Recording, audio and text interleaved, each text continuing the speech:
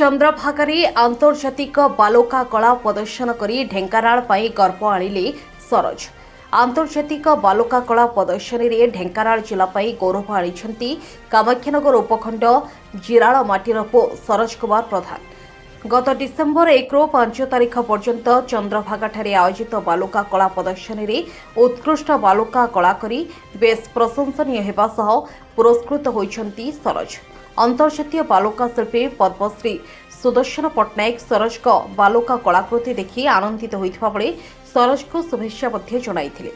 Jarral grammar Niranjan प्रधान और गोलाप प्रधान को पुओ सरोज को आगामी दिन में जड़े प्रतिभावान बालुका कला शिल्पी होई देश विदेश रे निज राज्य तथा देश पई सुनाम आनिबा पई चेष्टित अछंती।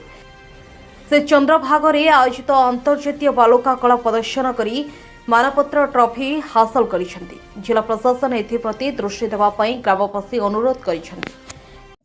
चलित वर्ष कोणार्क फेस्टिवल रे साउंड आर्ट फेस्टिवल चंद्रभागा जो होता सेठी 8टा देशर 129 जन प्रतियोगी आम बालुका शिल्पी भाग नहीं ता मध्य मु भी पाई सेठी मु गला परे देश विदेश रू आसीथिबा विभिन्न प्रकार बालुका शिल्पी मानक ठारू मु भी किछि तांकटू शिखिबा को पाइली।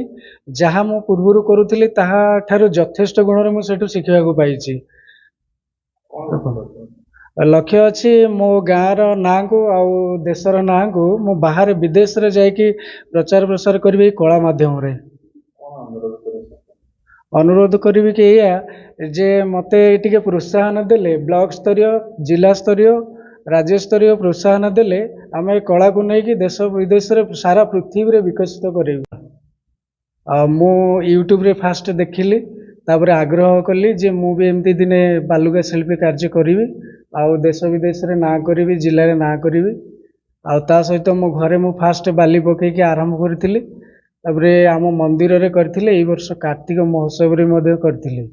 पूर्व वर्ष साउंड आर्ट फेस्टिवल रे मते भी सेठी मु अप्लाई करथिली स्थान मिलिथिला। आ ए वर्ष भी मध्य 2024 मसिया रे मते स्थान मिलिथिला सुजोग मिलिथिला।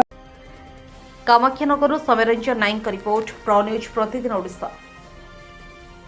सबुदिन सबु समय सबु परिस्थिति रे आमे थिबु आपनक सहित प्रो न्यूज प्रतिदिन ओडिशा देखिया पई लाइक शेयर एंड सब्सक्राइब